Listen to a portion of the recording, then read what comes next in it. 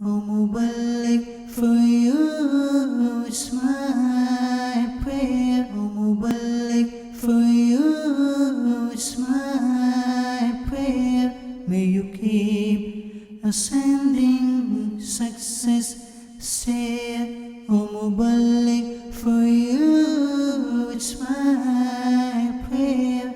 May you keep ascending success stair.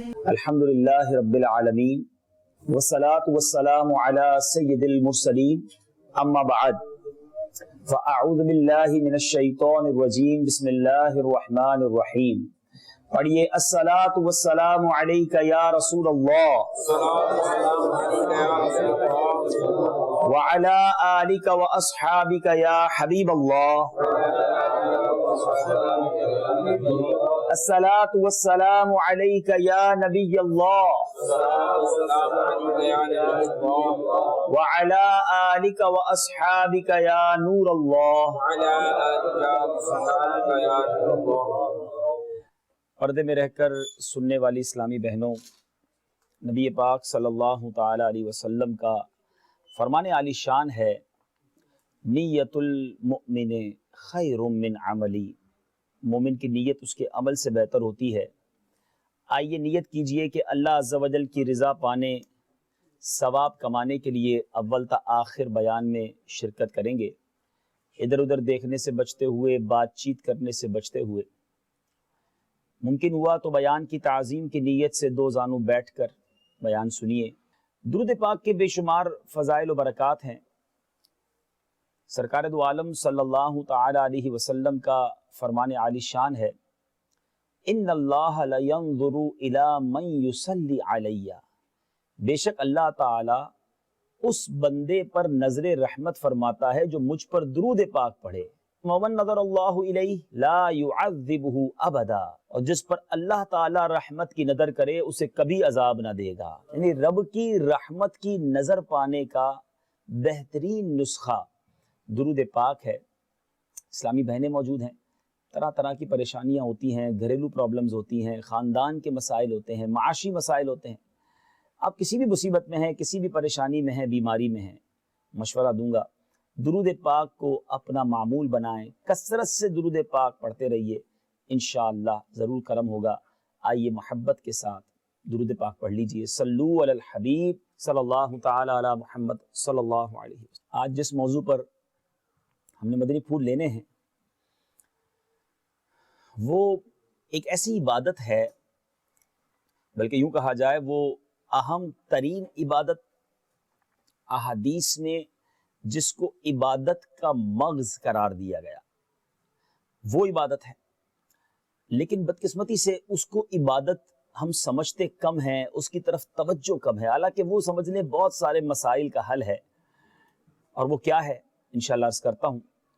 پہلے ایک ایسا واقعہ جو بہت کچھ ہمیں سکھائے گا بھی اور سمجھائے گا بھی، اور اس عبادت جس کا میں نے تذکرہ کرنا ہے اس کے بارے میں ہماری رہنمائی بھی کرے گا. ایک ڈاکٹر صاحب تھے اور وہ پورے ملک کے مشہور و معروف ڈاکٹر تھے. ان کے پاس چیک اپ کروانے کے لیے، مشورہ لینے کے لیے بڑی دیر تک انتظار کرنا پڑتا تھا، لیٹ اپوائنٹمنٹس ملتے تھے. ان کی اس اپنے ملک میں بڑی شہرت تھی.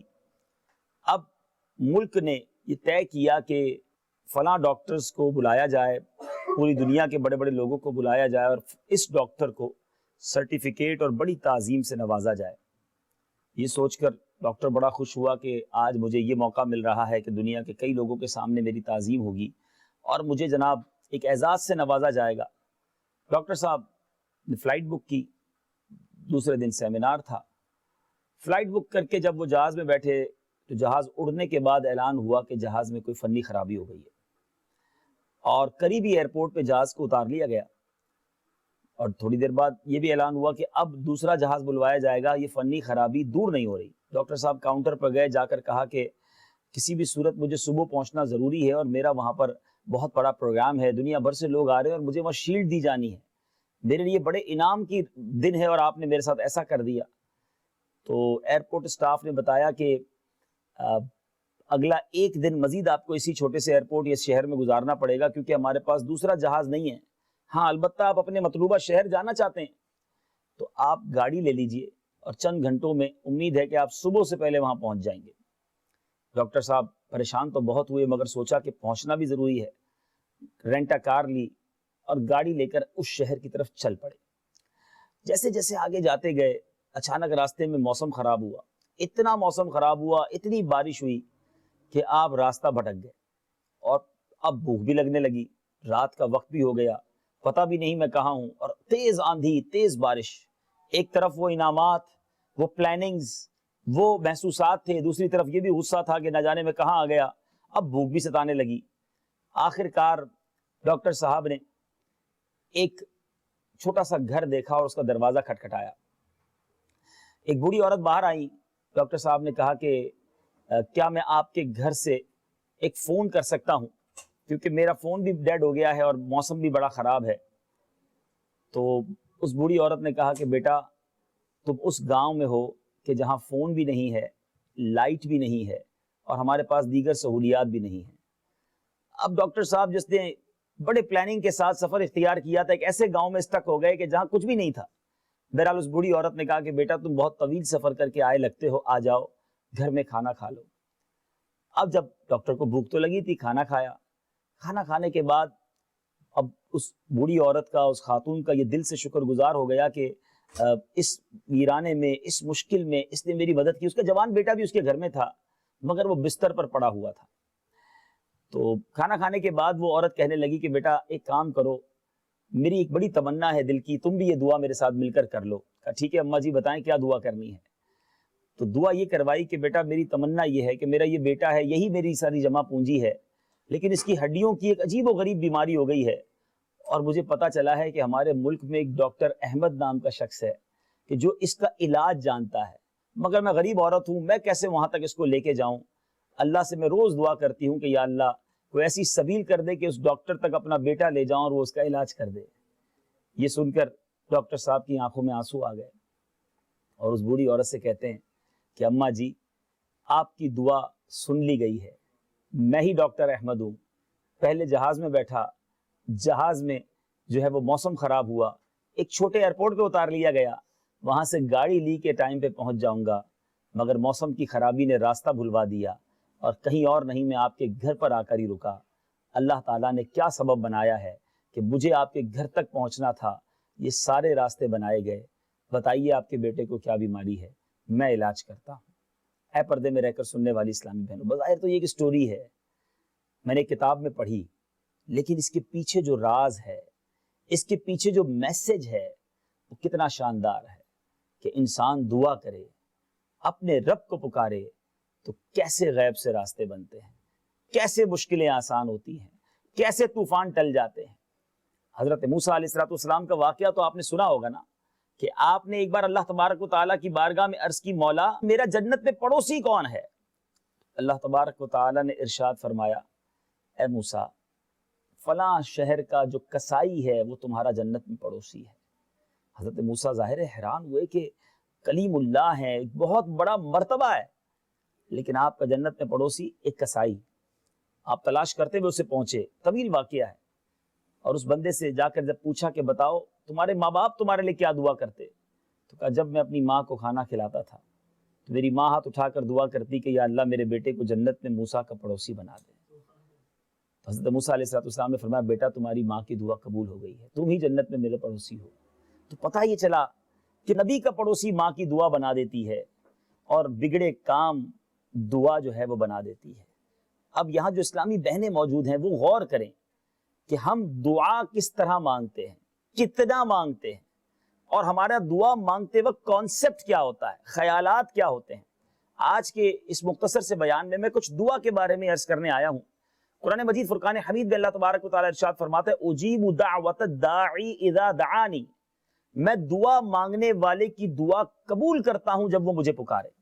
یعنی ذرا غور کریں نا، دنیا میں اگر کوئی شخص ہم سے مانگے ہمیں اچھا نہیں لگتا، اچھا ایک بار مانگے تو شاید ہم دے بھی دیں، مدد کر بھی دیں، دوبارہ مانگے تو اور برا لگتا ہے، 3-4 بار مانگے تو کہتے ہیں اس کی عادت ہو گئی ہے، یہ تو مانگنے والا ہو گیا ہے، ہم اسے اچھا نہیں سمجھتے۔ مگر میرے رب کا کریم دربار دیکھو، رب فرماتا ہے ادعونی استجب لکم، مجھ سے دعا مانگو میں قبول فرماؤں گا۔ بلکہ احادیث میں یہ مفہوم موجود ہے کہ جو جتنا دعا مانگتا ہے اللہ تبارک و تعالیٰ اس سے اتنا خوش ہوتا ہے. مانگنے والے سے خوش کون ہوتا ہے؟ مگر میرا کریم مولا کیسا ہے کہ جتنا مانگو اتنا خوش ہوتا ہے، جتنا اسے پکارو وہ کرم کے دریا بہاتا ہے. بلکہ یہاں تک احادیث میں یہ الفاظ موجود ہیں جس کا مضمون ہے کہ جب کوئی شخص اللہ سے دعا نہیں مانگتا اللہ اس سے ناراض ہو جاتا ہے. اب یہ کیسا کریم مولا ہے، مگر ہم بعض اوقات سب سے مانگتے ہیں، رب سے نہیں مانگتے. دعا کے بارے میں حدیث پاک ہے، نبی پاک علیہ الصلوۃ والسلام فرماتے ہیں دعا مسلمانوں کا ہتھیار ہے اور دین کا ستون اور آسمان و زمین کا نور ہے.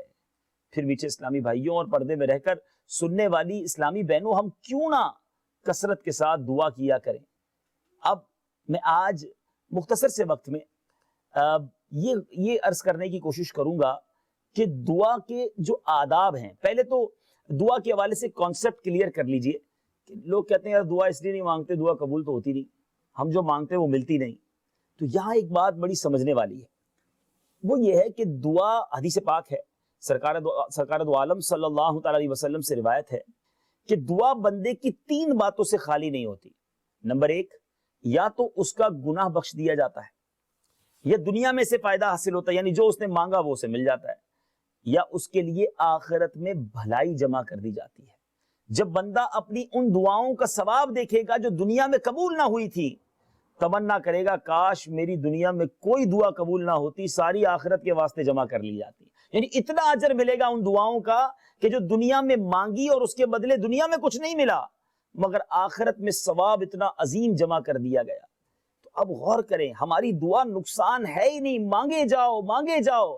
دنیا اچھا، اب اس میں بھی اللہ تبارک و تعالیٰ کریم ہے نا، وہ رحیم ہے، وہ ماں سے زیادہ چاہنے والا، یہ ہمارا یقین ہونا چاہیے. پرابلم یہی ہے کہ ہمیں اللہ تبارک و تعالیٰ پر وہ بھروسہ نہیں جو ہونا چاہیے.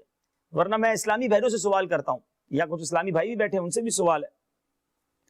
آپ کا ایک چھوٹا بچہ ہو، اسے بخار ہو، کھانسی ہو، گلا خراب ہو، اور وہ ضد کر رہا ہو کہ مجھے آئس کریم کھانی ہے، مجھے شربت پینا ہے، تو آپ ماں ہو کر، بڑی بہن ہو کر، آپ کیا اس گلا خراب ہوئے بچے کو آئس کریم کھلائیں گی؟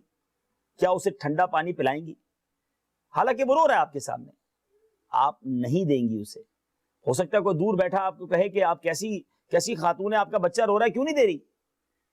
تو آپ کیا جواب دیں گی؟ کہ مجھے پتا ہے بچے کو کب کیا دینا ہے، اس کو رونے دینا بہتر ہے، اس کو تڑپنے دینا بہتر ہے، کیونکہ اگر اس کو اس حالت میں آئس کریم کھلا دی، ٹھنڈا پانی پلایا، شربت پلایا، چاکلیٹ کھلایا تو یہ اور بیمار ہو جائے گا. اس سے محبت یہی ہے کہ اسے نہ دیا جائے. ایسا ہی ہے نا، یعنی آپ بعض اوقات بچے کی ضد کے باوجود اسے وہ چیز نہیں دیتی جو وہ مانگ رہا ہوتا ہے. کیوں؟ محبت میں، اس کی کیئرنگ میں، اس کے خیال کی وجہ سے. اب میں آپ سے سوال کرتا ہوں، آپ ماں ہو کر، بڑی بہن ہو کر یہ جانتی ہیں کہ بچے کو کب کیا دینا ہے. میرا رب نہیں جانتا ہمیں کب کیا دینا ہے، اسے نہیں معلوم ہمارے لیے کیا بہتر ہے. بعض اوقات ہم رو رہے ہوتے ہیں یا اللہ یہ تمنا پوری کر دے، میری یہ التجا پوری کر دے، میرا یہ کام کر دے، نہیں پورا ہو رہا ہوتا. اور لوگ اس پہ مایوسی کی باتیں کرتے ہیں، اس میں شکوے کرتے ہیں کہ سالوں ہو گئے میں دعا مانگ رہا ہوں، میں مکے مدینے جا کر دعا مانگ آیا، میں نے فلاں بزرگ سے دعا کروائی. میں آپ سے سوال کرتا ہوں، اگر وہ نہیں دے رہا تو یہ اطمینان رکھو کہ یہی میرے لیے بہتر ہے. میرا رب جانتا ہے مجھے کب کیا دینا ہے.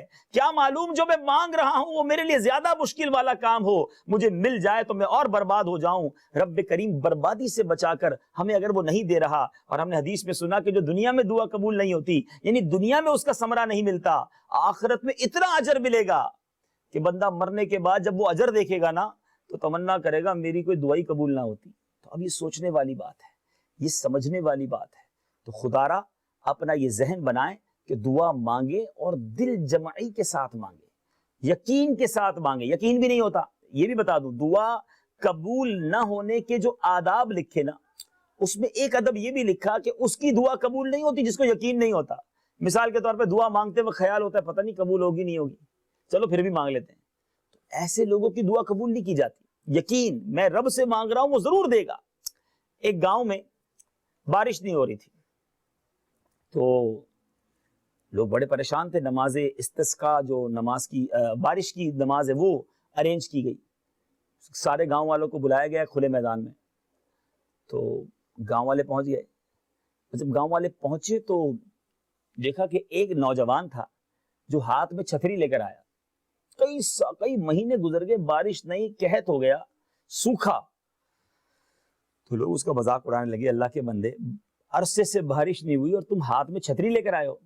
اس نوجوان نے بڑی پتے کی بات کی، ارے رب سے مانگنے آئے ہو، اگر بارش ہو گئی تو واپس کیسے جاؤں گا؟ دعا تو بارش کے لیے مانگنے آئے نا، یقین تو اللہ سے ہونا چاہیے. اور ایسا ہی ہوا، جب وہ نماز استسقاء ختم ہوئی تو موسلا دھار بارش ہوئی، سارا گاؤں بھیگتا ہوا گیا، نوجوان اپنی چھتری کے ساتھ گیا. اسے یقین تھا کہ میں اللہ سے مانگنے آیا ہوں، وہ ضرور عطا فرمائے گا. بالکل دعا کے وقت آپ کو یہ یقین ہونا چاہیے، دعا کے آداب میں سے ہے کہ دینے والا کریم ہے اور مجھ گناہگار پر وہ ضرور رحمت کی نگاہ فرمائے گا. تو پھر دعا کا لطف بھی ہوگا اور دعا کی قبولیت بھی ہوگی. دعا قبول نہ ہونے کے اسباب میں سے ایک سبب غافل دل بھی لکھا کہ حضور قلب ہونا چاہیے، یعنی خشوع و خضوع ہو، توجہ دعا کی طرف ہو. آج ایک بڑا مسئلہ یہ ہے کہ دعا کرتے وقت ہمارا ذہنی کہیں اور ہوتا ہے، آمین آمین آمین کہہ رہے ہوتے ہیں، دعا میں مانگا کیا جا رہا ہے یہ نہیں پتا، کیا مانگا جا رہا ہے یہ نہیں پتا، بس آمین کہی جا رہے ہیں، دماغ کہیں اور ہے، ذہن کہیں اور ہے. آپ ذرا غور کریں کہ آپ مانگ کس سے رہے ہیں؟ اللہ سے. دعا بیسیکلی اللہ سے گفتگو ہے، یاد رکھیے گا، کنیکشن ہے رب عز و جل سے. اپنے آپ سے پوچھئے کہ آپ جب اللہ کی بارگاہ میں تو آپ کا دھیان کہاں ہونا چاہیے؟ آپ کئی اس میں مائیں بیٹھی ہوں گی، آپ کا بیٹا ہو، آپ کی بچی ہو، آپ اسے کوئی بات سمجھانا چاہتے ہو اور وہ آپ کی طرف توجہ نہ کرے، کبھی ادھر دیکھے کبھی ادھر دیکھے، کبھی دھیان کہیں اور ہو، تو آپ کیا کہتے ہیں کہ میں آپ سے بات کر رہا ہوں، میں آپ سے بات کر رہی ہوں، توجہ سے سنیں. برا لگتا ہے کہ میں اگر کسی سے کوئی بات کروں اور مجھ سے چھوٹا میری طرف توجہ ہی نہ دے تو یہ بڑا فیل ہوتا ہے. تو آپ سوچیں کہ آپ اللہ سے گفتگو کر رہے ہیں اور دھیان کہیں اور ہے، ذہن کہیں اور ہے، تو غافل دل کی دعا قبول نہیں ہوتی. دعا کریں تو توجہ رب کی بارگاہ کی طرف ہو، خشوع و خضوع ہو، سر جھکا ہو، خیالات دنیا سے ذہن پاک ہو. پھر دیکھیں جو کنیکشن بنتا ہے، پھر جو کرم کے دروازے کھلتے ہیں. ایک اور دعا کا ادب لکھا کہ بندہ کھانے پینے لباس میں کسب میں یعنی کمائی میں حرام سے احتیاط کرے کہ حرام خور اور حرام کار یعنی حرام کھانے والے اور حرام کام کرنے والے کی دعا اکثر رد ہوتی ہے. تو اب حرام کھا کر، حرام پہن کر، حرام کام کر کے بندہ کہ میری دعا قبول کیوں نہیں ہوتی؟ تو پھر اپنے آپ سے پوچھے نا کہ ہماری روزی ٹھیک ہے کہ نہیں. یہاں میں اسلامی بہنوں کو ایک اور مدنی پھول دینا چاہوں گا کہ بعض اوقات مرد، گھر کے جو مرد حرام کام کی طرف جاتے ہیں نا، نہیں جانا چاہیے، بالکل حرام جہنم میں لے جانے والا کام، لیکن اس میں بڑا کردار عورتوں کا بھی ہوتا ہے، گھر کی خواتین کا ہوتا ہے، جو پریشر دیتی ہیں، ہمیں یہ چاہیے، ہمیں وہ چاہیے، تم تو کماتے ہی نہیں ہو، فلاں دیکھو کیا لے کر آ گیا، فلاں نے گھر کیسا اچھا بنایا، اس نے کیسے زیورات دلا دیے، اس نے اپنے بچے کی شادی میں کتنا زبردست خرچہ کیا، تم تو کرتے ہی کچھ نہیں. اب مرد پر جب یہ پریشر آتا ہے تو یہ اس پریشر کو لے کر حرام کمانے کی طرف جاتا ہے. ایسا نہ کریں، کیونکہ یہ حرام آپ کو کھلائے گا، آپ کے بچوں کو کھلائے گا، نہ دعا قبول نہ عبادت قبول. اور جو روایتوں کے الفاظ ہیں، جو گوشت حرام سے بڑا وہ جہنم میں جلنے کے قابل ہے. آپ کے بچے اگر ہیں، ماں کا دودھ، اور جو بچے آپ پہلے دیکھیے، عورت جو کھاتی ہے اسی سے اس کا دودھ بنتا ہے نا، حرام سے دودھ بنا، بچے نے دودھ پیا، اس کی پرورش اس دودھ سے ہوئی، وہ بھی حرام سے ہوئی. اب مرد نے آ کر جو کھانا اناج گھر میں ڈالا حرام کا، بچے اسی سے پل رہے ہیں. یہ سب جہنم کا ایندھن بننے کے لیے کہیں تیار تو نہیں ہو رہے؟ اپنے آپ سے پوچھئے. پہلے زمانے کی عورتیں پتہ کیا کرتی تھیں؟ جب مرد صبح کام پہ جاتا نا تو اسے کہتی تھی کہ ہم تھوڑے پر گزارا کر لیں گے، حرام مت کمانا، ہم جہنم کی آگ برداشت نہیں کر سکیں گے. ہمیں، ہمارے گھر کی اسلامی بہنوں کو یہ فکر ہونی چاہیے، وہ وقتاً فوقتاً پیار بھرے انداز میں اچھے طریقے سے اپنے بچوں کے والد کو، اپنے بھائی کو، اپنے والد کو سمجھاتی رہیں، عرض کرتی رہیں کہ دیکھیں حرام مت کمائیے گا، تھوڑا ہم چلا لیں گے، ہم آپ کو تنگ نہیں کریں گے، ہمیں تھوڑا کھلائیے گا مگر رزق حلال کھلائیے گا، تاکہ ہمیں عبادتوں میں سکون بھی ملے، سجدوں کی لذت بھی ملے، گھر میں برکتیں بھی آئیں اور ہماری دعائیں بھی قبول ہوں. لیکن آج بعض خواتین ایسا کہتی ہیں، جہاں سے بھی لاؤ، جدھر سے بھی لاؤ، ہمیں چاہیے، اور یہی بربادی کی طرف قدم بڑھ جاتا ہے. تو خدا را ایسا نہ کریں. اگر کسی کے گھر میں آمدنی تھوڑی ہے، کسی کے والد کی، کسی کے بچوں کے ابو کی، ان کا ساتھ دیں، انہیں پریشر نہ دیں، کہ بعض اوقات یہی پریشر انہیں بیمار بھی کر دیتا ہے اور بعض اوقات حرام کی طرف لے جاتا ہے. تو بہرحال حرام روزی سے ہمیں بچنا ہے. تو خدا را یہ ذہن بنائیے کہ ہمیں فقط حلال کھانا ہے، اپنے بچوں کو حلال ہی کھلانا ہے، اور اس کے لیے ہمیں اپنے فیملی کو سپورٹ کرنا پڑے گا، محبت، پیار، شفقت، لڑائی جھگڑا نہیں، لیکن سمجھائیں انہیں کہ دیکھیں حرام کی روزی کا جواب قیامت کے دن کیسے دیں گے، ہم بھی مر جائیں گے، آپ بھی پھنس جائیں گے۔ تو جب گھر سے یہ محبت والا پیغام ملتا ہے تو الحمدللہ گھر کے مرد حضرات بھی ان برائیوں سے بچنا شروع ہو جاتے ہیں۔ بہرحال اب دعا کے وقت جو کام کرنے والے ہیں، کچھ تو آداب وہ بتائے کہ جو دعا سے پہلے کرنے والے ہیں، خیالات سے ذہن پاک ہو، روزی حلال ہو، توجہ ہو، اچھا خشوع و خضوع ہو۔ اب دعا کے وقت وضو کریں، با وضو قبلہ رو دو زانو بیٹھ کر اگر دعا مانگی جائے نا، یہ دعا کی قبولیت کے آداب میں سے ہیں۔ اچھا پھر اسی طرح پردے میں رہ کر سننے والی اسلامی بہنوں کہ تواضع ہو، انکساری ہو سکے تو آنسوؤں کے ساتھ دعا مانگیں تو یہ بھی قبولیت کے قریب ہے۔ اول آخر درود شریف پڑھیں، کہ جو دعا اول آخر درود شریف ہوتی ہے وہ دعا مقبول ہوتی ہے۔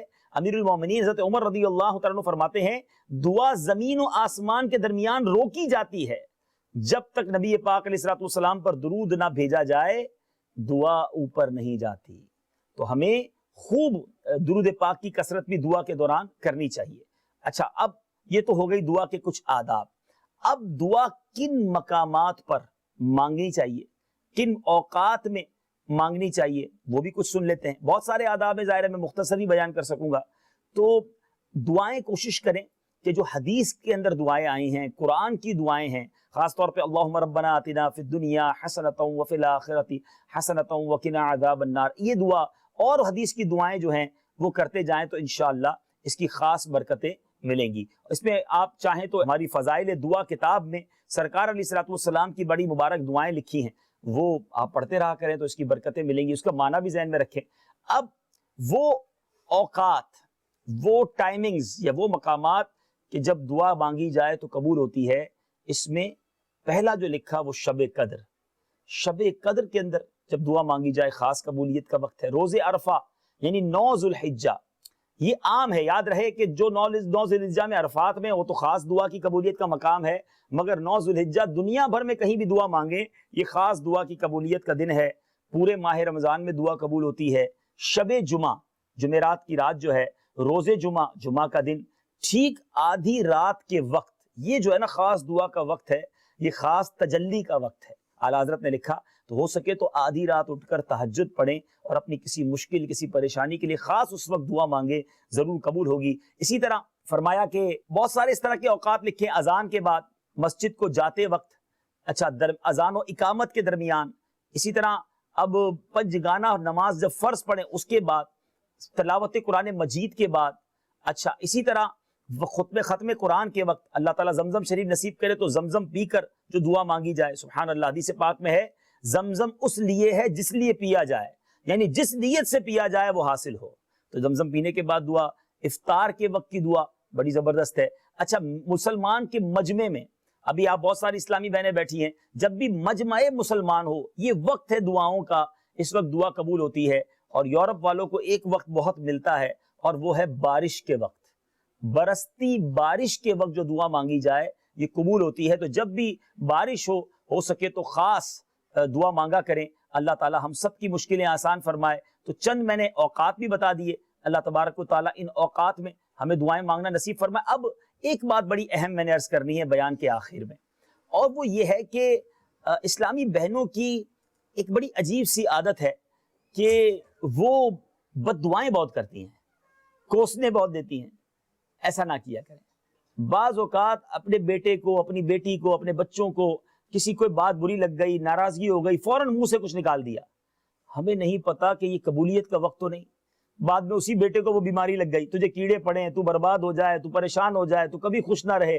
اب یہ جملے تو کہہ دیے، اس کے بعد میں معاملہ تو سیٹل ڈاؤن ہو گیا، لیکن کیا پتا اس وقت آپ کا یہ کہا ہوا جملہ قبول ہو گیا تو آپ ہی پریشان ہوں گے، آپ کے بچوں کو کچھ ہو گیا۔ تو ہمیں ماں باپ کو اپنے بچوں کے لیے اچھی دعائیں کریں۔ بچہ اگر نافرمان بھی ہے تو اللہ سے مانگے، یا اللہ اسے فرما بردار بھی کر دے اور اس کو خوشیاں عطا فرما۔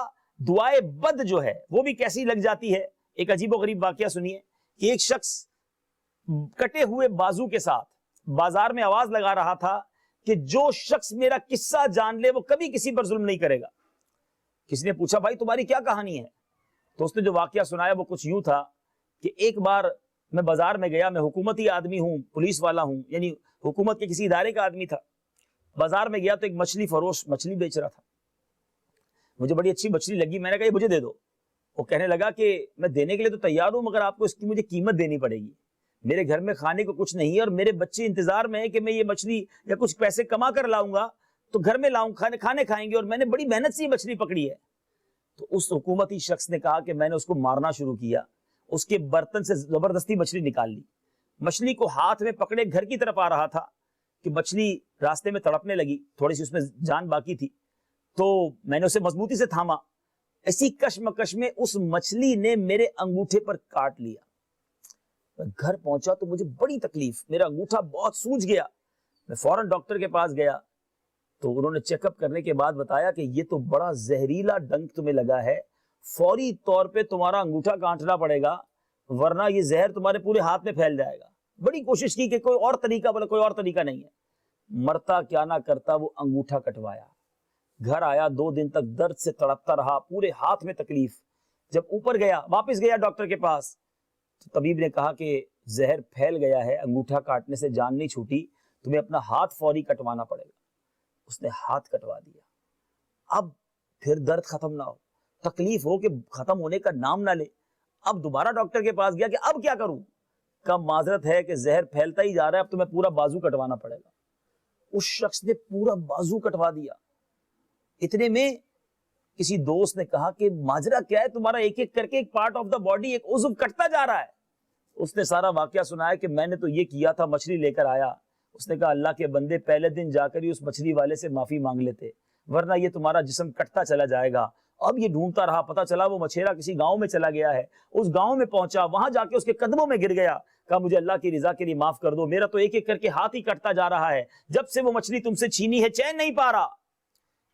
वो मछेरा भी सुनकर रोने लगा और कहने लगा कि मैंने तुम्हें माफ कर दिया। इसने कहा पहले ये बताओ कि जब तुम्हारी मछली छीन कर गया था तुमने क्या कहा था? तो उस मछेरे ने कहा कि हाँ मैंने कहा था, अल्लाह मैं कमजोर हूं, ये ताकतवर है, इसने अपनी ताकत के बलबूते पर मेरा मेरा मेरा रिस्क मुझसे छीन लिया है। मेरे रब इस शख्स को मुसीबत और परेशानी में मुब्तला करके मुझे अपनी ताकत और कुदरत का करिश्मा दिखा दे। बस अल्लाह ताला ने तुम्हें ये सजा दी है इस जुल्म की। बहरहाल मेरे मीठे इस्लामी भाइयों, पर्दे में रहकर सुनने वाली इस्लामी बहनों, 2 बातें इससे पता चली। बाज़ औक़ात इंसान समझता है ना मैं ताकतवर हूं, सामने वाला तो कुछ बिगाड़ ही नहीं सकता। अगर यहाँ मुझे कोई सास सुन रही है, माजरत के साथ आप मेरी वालदा की जगह हैं, लेकिन अगर आप किसी की सास हैं तो अपनी बहू के साथ शफकत करें, वो भी किसी की बेटी है। आज बाज़ औक़ात ऐसा प्रेशर रखा जाता है कि मेरा बिगाड़ ही कुछ नहीं सकती, ऐसा ना करे। ठीक है कि एक औरत कुछ नहीं बिगाड़ सकती, बिल्कुल इसी तरह अगर कोई बहू अपनी सास के साथ जुल्म कर रही है, कोई माँ अपनी बेटी के साथ, बेटी अपनी, किसी को भी जुल्म करने की इजाजत नहीं है। सब एक दूसरे का ख्याल रखें, वरना आज किसी पर जुल्म कर लोगे, आज किसी का हक दबा लोगे, अगर मजलूम के दिल से हाई निकल गई ना, अल्लाह की बारगाह में फरियाद चली गई, फिर उसे कबूलियत से कोई नहीं रोक सकता। अल्लाह मुझे और आपको जुल्म से महफूज करे, अल्लाह मुझे और आपको लोगों की दिल आजारी से महफूज करे। खुदा के वास्ते इस्लामी बहनों से बिलखुसूस गुजारिश है, अपनी जबान एहतियात से इस्तेमाल करें। ये जबान के जरिए बाज़-औक़ात ऐसी दिल आजारी करती हैं, ऐसी गीबत, ऐसे बहतान, ऐसे इल्जामात लगाए जाते हैं कि सामने वाले का दिल छलनी हो जाए। ऐसा ना करें, जिंदगी मुख्तसर है। एक हदीस पाक जहन में रखिए, मेरे आका फरमाते हैं मन आदा मुस्लिमन फकत आदानी, जिसने किसी मुसलमान को तकलीफ दी उसने मुझे तकलीफ दी। वमन आदानी फकत आदल्ला, जिसने मुझे तकलीफ दी उसने अल्लाह को तकलीफ दी। तो खुदारा ऐसा ना करें, अपनी जात में चेक करें, हम सब ने मरना है। ऐसा ना हो गीबतें कर करके, बुराइयां कर करके, दिल आजारियां कर करके दुनिया से जाएं और फिर जहन्नम हमारा ठिकाना हो। औरतों को तो वैसे भी डरना चाहिए। नबी पाक अलैहिस्सलातु वस्सलाम ने मेराज की शब जब जहन्नम के तबकात को मुलाहिजा फरमाया तो कुछ इस तरह इरशाद फरमाया था कि मैंने जहन्नम में औरतों को ज्यादा देखा है। तो इस्लामी बहनों को ज्यादा एहतियात करनी है पर्दे के मामलात में, जबान की एहतियातों में, किसी की दिल आजारी ना हो जाए। अपने जो हुकूक, अपने बच्चों के वालिद के हुकूक हैं, अपनी फैमिली के जो हुकूक हैं, उसे पूरा करने की कोशिश करें। और खास तौर पर दुआ अपना मामूल बनाएं। दुआ मोमिन का हथियार है। आप कितनी बड़ी परेशानी में क्यों ना हो, सही तरीके से, असल में दुआ तो मांगते हम लेकिन उसके आदाब नहीं पता। तो आज कुछ आदाब सुने हैं, मजीद तफसील अगर इन आदाब की सुननी है तो बड़ी प्यारी किताब है मकतबतुल मदीना की। आज मैंने बयान भी काफी हद तक उसी किताब से किया और उस किताब का नाम है फजाइल दुआ। ये किताब हासिल करें, पढ़ें इसको, اندازہ ہوگا کہ دعا کے آداب کون سے ہیں، کون سی دعائیں مانگنی چاہیے، کس انداز سے مانگنی چاہیے، کن اوقات میں مانگے تو قبول ہوتی ہے اور کن مقامات پر جا کر دعا مانگے تو قبول ہوتی ہے۔ تو انشاءاللہ دعا کی برکتیں بھی ملیں گی۔ اور آخر میں عرض یہ کروں گا کہ دعوت اسلامی کے مدنی ماحول کو اپنائیں۔ اگر آپ صحیح معنوں میں دعا کرنا سیکھنا چاہتے ہیں، نماز صحیح پڑھنا چاہتے ہیں، اپنی عبادات کو سیکھنا چاہتے ہیں، اور خاص طور پر یہ جو حقوق العباد کے معاملات ہیں اپنے اندر نرمی لانا چاہتے ہیں، غیبت، بہتان، بدگمانی سے بچنا چاہتے ہیں، تو اس مدنی ماحول سے وابستہ رہیں، اور بالخصوص اس کے لیے مدنی چینل دیکھیں، امیر اہل سنت کے مدنی مذاکرے خود بھی دیکھیں، اپنے گھر والوں کو بھی دکھائیں۔ انشاءاللہ اس کی برکتیں آپ دیکھیں گی، انشاءاللہ اس کی برکتیں آپ کی فیملی میں آپ دیکھیں گی۔ اللہ تعالی ہم سب کے گھرانوں کو سلامت رکھے، ہم سب کے گھروں میں برکتیں نازل فرمائے، ہم سب کی پریشانیوں کو دور فرمائے۔ اور آخر میں عرض یہ ہے، بالخصوص فرینکفرٹ اور آفن باغ میں رہنے والے اسلامی بھائیوں اور اسلامی بہنوں کے لیے خوشخبری ہے کہ ان قریب انشاءاللہ ہم یہاں پر جگہ دیکھ رہے ہیں، ایک عظیم الشان فیضان مدینہ لینے کا ارادہ ہے، اور اللہ نے چاہا تو اس میں اسلامی بھائیوں کے لیے بھی، اسلامی بہنوں کے لیے بھی بہت سارے مواقع ہوں گے۔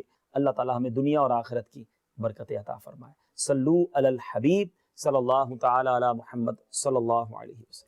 O Mubarak, for you is my prayer. O Mubarak, for you is my prayer. May you keep ascending success stair. O Mubarak, for you